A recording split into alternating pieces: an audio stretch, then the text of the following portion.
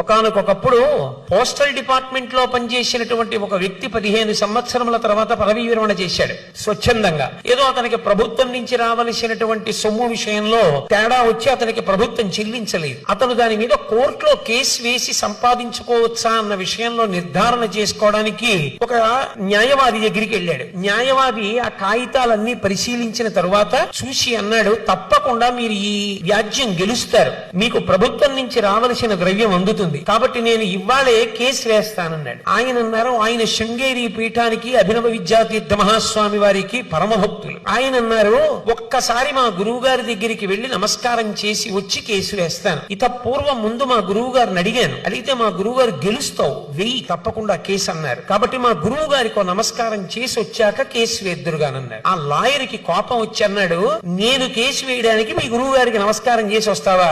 ఓ పని చేయి, మీ గురువు గారినే వాదించమని వచ్చి కేసు అన్నాడు.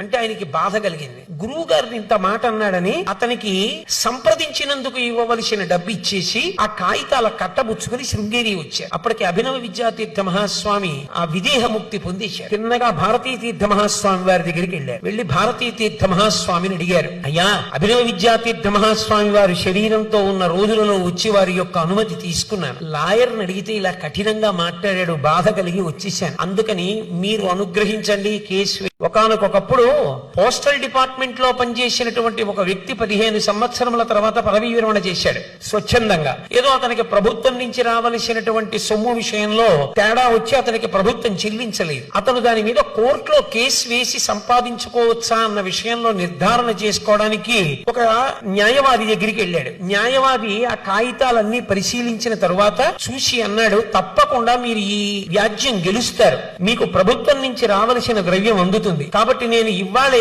కేసు వేస్తానన్నాడు. ఆయన అన్నారు, ఆయన శృంగేరి పీఠానికి అభినవ విద్యాతీర్థ మహాస్వామి వారికి పరమభక్తులు. ఆయన అన్నారు, ఒక్కసారి మా గురువు గారి దగ్గరికి వెళ్లి నమస్కారం చేసి వచ్చి కేసు వేస్తాను. ఇత పూర్వం ముందు మా గురువు గారిని అడిగాను, అడిగితే మా గురువు గారు గెలుస్తావు, వెయ్యి తప్పకుండా కేసు అన్నారు. కాబట్టి మా గురువు గారికి నమస్కారం చేసి వచ్చాక కేసు వేద్దురుగానన్నాడు. ఆ లాయర్ కి కోపం వచ్చి అన్నాడు, నేను కేసు వేయడానికి మీ గురువు గారికి నమస్కారం చేసి వస్తావా?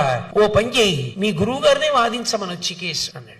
అంటే ఆయనకి బాధ కలిగింది. గురువు గారిని ఇంత మాట అన్నాడని అతనికి సంప్రదించినందుకు ఇవ్వవలసిన డబ్బు ఇచ్చేసి ఆ కాగితాల కట్టబుచ్చుకుని శృంగేరి వచ్చారు. అప్పటికి అభినవ విద్యాతీర్థ మహాస్వామి ఆ విదేహ ముక్తి పొందేశారు. చిన్నగా భారతీ తీర్థ మహాస్వామి వారి దగ్గరికి వెళ్ళారు. వెళ్లి భారతీ తీర్థ మహాస్వామిని అడిగారు, అయ్యా, అభినవ విద్యాతీర్థ మహాస్వామి వారు శరీరంతో ఉన్న రోజులలో వచ్చి వారి యొక్క అనుమతి తీసుకున్నాను. లాయర్ని అడిగితే ఇలా కఠినంగా మాట్లాడాడు, బాధ కలిగి వచ్చేసాను, అందుకని మీరు అనుగ్రహించండి కేసు